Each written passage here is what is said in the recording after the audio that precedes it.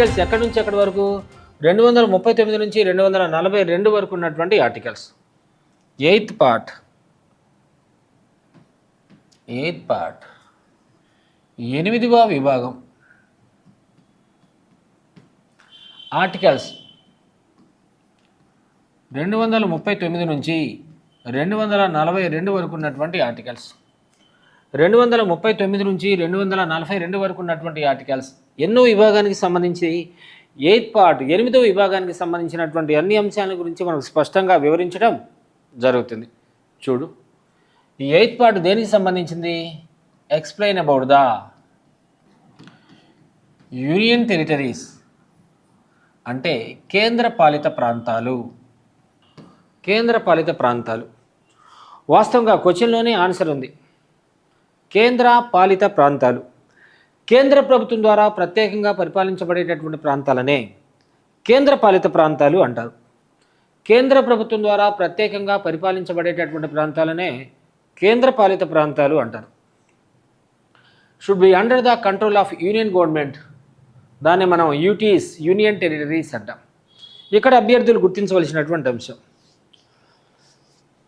56 7వ రాజ్యాంగ సవరణ చట్టాన్ని రూపొందించక ముందు భారతదేశ వ్యాప్తంగా ఉన్నటువంటి మొత్తం కేంద్రపాలిత ప్రాంతాలు ఒకటే, గుర్తుపెట్టుకోవాలి. Before the 7th constitutional amendment act, ఇక్కడ రాస్తాను note, before the 7th constitutional amendment act total union territories are, before the 7th constitutional amendment act total union territories are. 1956 7వ రాజ్యాంగ సవరణ చట్టాన్ని రూపొందించక ముందు భారతదేశ వ్యాప్తంగా ఉన్నటువంటి మొత్తం కేంద్రపాలిత ప్రాంతాలు ఒక్కటే, గుర్తుపెట్టుకోవాలి. ఆ ఒక్కదాన్ని మనం ఇక్కడ రాస్తున్నాను.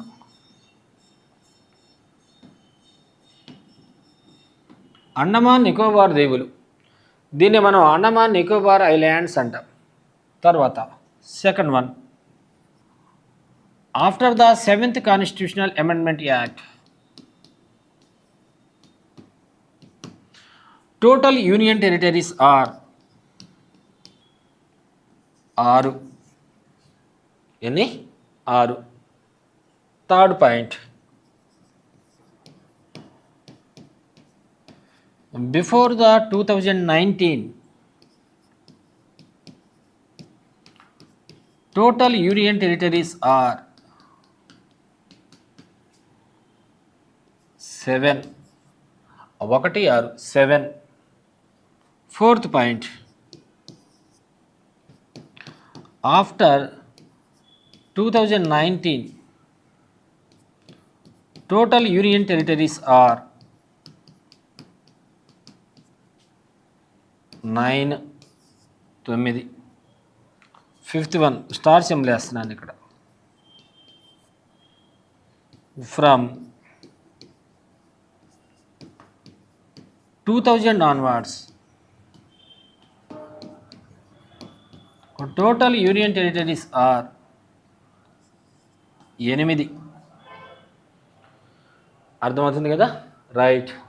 7వ రాజ్యాంగ సవరణ చట్టాన్ని రూపొందించక ముందు భారతదేశ వ్యాప్తంగా ఉన్నటువంటి మొత్తం కేంద్రపాలిత ప్రాంతాలు 1. 7వ రాజ్యాంగ సవరణ చట్టాన్ని రూపొందించిన తర్వాత భారతదేశ వ్యాప్తంగా ఉన్నటువంటి టోటల్ యూనియన్ టెరిటరీస్ 6. అలానే బిఫోర్ ద 2019 2019కి ముందు భారతదేశ వ్యాప్తంగా ఉన్నటువంటి మొత్తం కేంద్రపాలిత ప్రాంతాలు ఎన్ని? 7. 2019 తర్వాత నుంచి భారతదేశ వ్యాప్తంగా ఉన్నటువంటి మొత్తం కేంద్రపాలిత ప్రాంతాలు 9. 2020 జనవరి 26వ తారీఖున దాద్రా నగర్ హవేలీ మరియు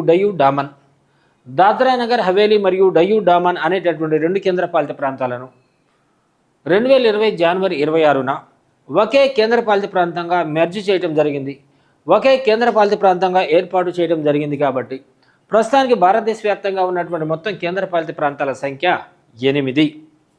ఎన్నినా? 8. చూడమా, ఆ 8 కేంద్రపాలిత ప్రాంతాల పేర్లు: 1 అండమాన్ నికోబార్ దీవులు, అండమాన్ నికోబార్ ఐలాండ్స్ అంటారు.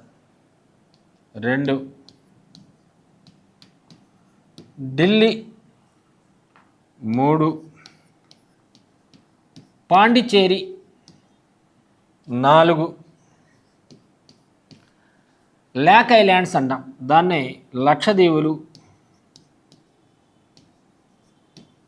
ఇంగ్లీష్లో ల్యాక్ ఐలాండ్స్ అంటాం, తెలుగులో లక్షద్వీపులు 5, చండీగఢ్. పంజాబ్ మరియు హర్యానా అనే 2 రాష్ట్రాలకు ఒకే ఉమ్మడి రాజధాని ఉండాలి అనేటటువంటి ఉద్దేశంతో 1966 సంవత్సరంలో చండీగఢ్ను ఒక ప్రత్యేకమైనటువంటి యూటీగా, ఒక ప్రత్యేకమైనటువంటి కేంద్రపాలిత ప్రాంతంగా ఏర్పాటు చేయడం జరిగింది. 5. Next one, 6th one, 6, Dadra Nagar Haveli and Diu Daman. 7, Jammu and Kashmir. 8, Ladakh or Ladakh. కాబట్టి ప్రస్తుతానికి భారతదేశ వ్యాప్తంగా ఉన్నటువంటి మొత్తం కేంద్రపాలిత ప్రాంతాలన్నీ 8. 1 Andaman Nicobar islands, 2 Delhi, 3rd one Pondicherry, 4th one లక్షద్వీపులు, 5th one Chandigarh, 6th one Dadra Nagar Haveli and Diu Daman, 7th one Jammu and Kashmir, 8th one Ladakh or Ladakh. అయితే విధాన సభలు కలిగినటువంటి కేంద్రపాలిత ప్రాంతాలు భారతదేశ వ్యాప్తంగా ఎన్ని ఉన్నాయి? చిన్న క్వశ్చన్. అంటే స్టేట్ లెజిస్లేటివ్ అసెంబ్లీస్ ఉన్నటువంటి కేంద్రపాలిత ప్రాంతాలు ఎన్ని ఉన్నాయి భారతదేశంలో? మీకు 5 seconds టైం ఇస్తున్నాను. విధాన సభలు కలిగినటువంటి కేంద్రపాలిత ప్రాంతాలు భారతదేశ వ్యాప్తంగా 3 ఉన్నాయి. Legislative assemblies, legislative assembly 1 Delhi, 2 Pondicherry, 3 Jammu and Kashmir. సాధారణంగా విధానసభల్లో ముఖ్యమంత్రులను ఎవరు నియమిస్తారు అంటే సంబంధిత రాష్ట్ర గవర్నర్ మాత్రమే నియమిస్తాడు. కానీ కేంద్రపాలిత ప్రాంతాల్లో విధానసభలు ఎన్ని ఉన్నాయి? 3 ఉన్నాయి. 1 ఢిల్లీ, 2 పాండిచ్చేరి, 3 జమ్మూ అండ్ కాశ్మీర్. ఈ విధానసభలు కలిగినటువంటి కేంద్రపాలిత ప్రాంతాల్లో ముఖ్యమంత్రిగా ఒక అభ్యర్థిని ఎవరు అపాయింట్ చేస్తారు, ఎవరు నియమిస్తారు అంటే భారత రాష్ట్రపతి నియమించడం జరుగుతుంది. భారత రాష్ట్రపతి నియమించడం జరుగుతుంది. సాధారణ రాష్ట్రాల్లో ఉండేటటువంటి ప్రథమ పౌరుడేమో మనం సాధారణ రాష్ట్రాల్లో ఉండేటటువంటి ప్రథమ పౌరుడేమో మనం గవర్నర్ అనేటటువంటి పేరుతో పిలుస్తాం. కానీ కేంద్రపాలిత ప్రాంతాల్లో ఉండేటటువంటి అభ్యర్థిని లెఫ్టినెంట్ గవర్నర్ అనేటటువంటి పేరుతో పిలుస్తాం. ఒకవేళ లెఫ్టినెంట్ గవర్నర్ అందుబాటులో లేకపోయినట్లయితే నియమించేటటువంటి అభ్యర్థిని మనం సెంట్రల్ అడ్మినిస్ట్రేటివ్ ఆఫీసర్ అనేటటువంటి పేరుతో పిలువబడటం జరుగుతుంది. కాబట్టి విధాన సభలు కలిగినటువంటి కేంద్రపాలిత ప్రాంతాలు భారతదేశ వ్యాప్తంగా ఎన్ని ఉన్నాయి? 3 ఉన్నాయి. 1 ఢిల్లీ, 2 పాండిచ్చేరి, 3 జమ్మూ అండ్ కాశ్మీర్. మరి ఢిల్లీలో ఉన్నటువంటి మొత్తం విధానసభ సభ్యుల సంఖ్య 70 మంది. ఢిల్లీలో ఉన్నటువంటి లెజిస్లేటివ్ అసెంబ్లీ మెంబర్స్ మొత్తం ఎంత? 70 మంది. నెక్స్ట్ పాండిచ్చేరిలో ఉన్నటువంటి మొత్తం విధానసభ సభ్యుల సంఖ్య 30 మంది. పాండిచ్చేరిలో ఉన్నటువంటి మొత్తం ఎమ్మెల్యేల సంఖ్య 30 మంది. 3rd వన్ జమ్మూ అండ్ కాశ్మీర్లో ఉన్నటువంటి మొత్తం విధానసభ సభ్యుల సంఖ్య 114. గుర్తుపెట్టుకోవాలి, ఇది 114. ఓకే. అయితే ఇక్కడ మనం గుర్తించవలసినటువంటి అంశం ఏది అంటే 114లో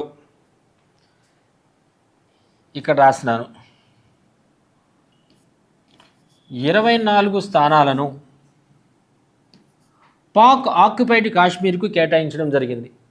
అంటే పాక్ ఆక్రమిత కాశ్మీర్కు కేటాయించడం జరిగింది. అంటే 24 స్థానాలు పోతే మీ రిమైనింగ్ ఎన్ని స్థానాలు మిగులుతాయి? 90 స్థానాలు మిగులుతాయి. ఈ 90లో 90 స్థానాలు మిగులుతాయి. 90లో 47 స్థానాలు జమ్మూ డివిజన్ నుండి, 43 స్థానాలు కాశ్మీర్ డివిజన్ నుండి పోటీ చేయడం జరుగుతుంది. రైట్. ఇక్కడ అభ్యర్థులు చిన్న బిట్ అడుగుతాను, 5 seconds time. Pak occupied Kashmir అంటున్నాను, పాక్ ఆక్రమిత కాశ్మీర్ అంటున్నాను. పాక్ ఆక్రమిత కాశ్మీర్ రాజధాని పేరేంటి? Capital of the Pak occupied Kashmir. Pak ఆక్రమిత కాశ్మీర్ రాజధాని ముజాఫర్బాద్. పాక్ ఆక్రమిత కాశ్మీర్ రాజధాని పేరేంటి? ముజాఫర్బాద్. రైట్, ఇవి కేంద్రపాలిత ప్రాంతాలు.